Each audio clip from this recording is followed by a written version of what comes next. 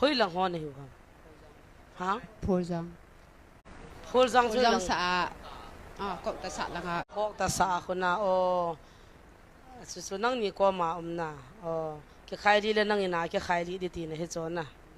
ka sei nom pham ja chu ka din da na hin amini sei la phajing na pastor on khoin more a athu sei na chun hi chi thilha kaw chu ma hin mi sunga jong lut mi jong a pe hin a kho pui ai chi mini si chui bolo la kaw te cha thanu ma hung hung jing diu he ti ame ning mo mong chu ka he thei pon ai le kaw min thilha o min mi hing ho apat ta ya ping tha lo ho chuna satan liang gam ma chal ta cho alu piu la kaw ki so ta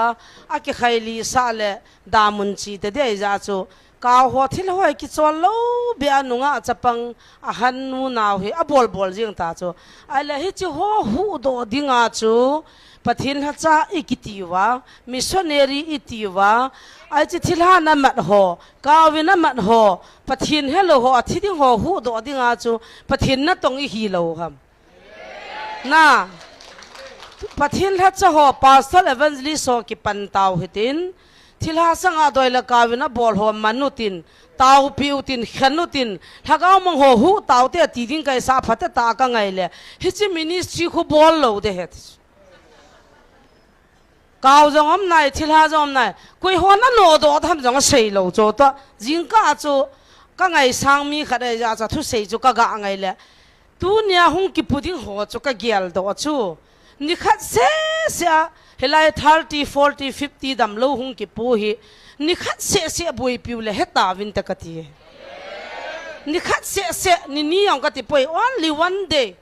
ni khat se chu boi piu han lang hi chi kaw thil ho hi taw pe nang mano han nang hi le tunin pastor ho hin ke ni hi ei taw pi vintin hungo vintin yung che bai honin tin ki thoving ka tinun satan liang gam hina sata ini adiu he ka ti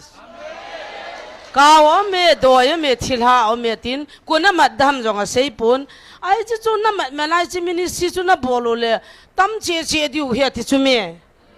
al ama chun ministry ni ki bol dala tu ka hoi langa jut dita ki khai li dita chula ministry ma sanga na ki tha jong dim se ta chula ala ni se a ki khai li go ki sui sai go kaw thila na tha go ka hu do hon chu asilang ta adi lo langa hei do go chu mi hung tam ding le tul jong hung dim de ta more ga ma ta san cha te hola simina la la chu thu pi sei chu pathin la cha ka heti chu na tuing kan anagi alutin avezo sin pasol on kho ki he pi hon jong hi chi video he na thot win ka ti ko na hu do da ma mo ho hi kaw la do na tha go no ko na hu do di tam thagaw mang mani tiu chu ita bang ho chu mat diu tam hin le hil chit kin la ka ti he thagaw mang chu ta bang ham hi chi thagaw hi kala agu no he ti chula kaw ka so diu da mun ka pui diu ka ki thon diu he ti tu na ichu do ataw chu hallelujah tu na lagaw mai tia hung nam pi hon hi chi lagaw i hu do chu tu ni taw naw thing se ta chu ai tin ki khan jong la kho ta lo pi chu pathian in lagaw mang kha jwa noi le si sanga i jo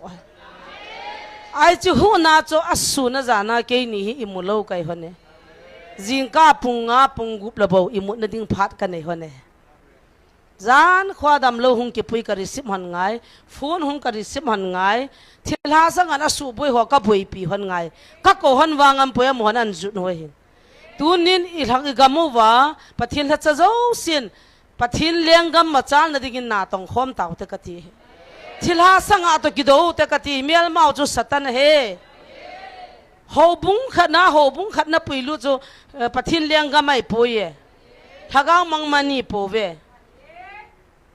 KBC le KCC taw khom thayutin EC le Presbyterian taw khom thayutin tha khom thai le hon pathin lung lai de pathin ho lo wa mission ho pha nai boi wei tai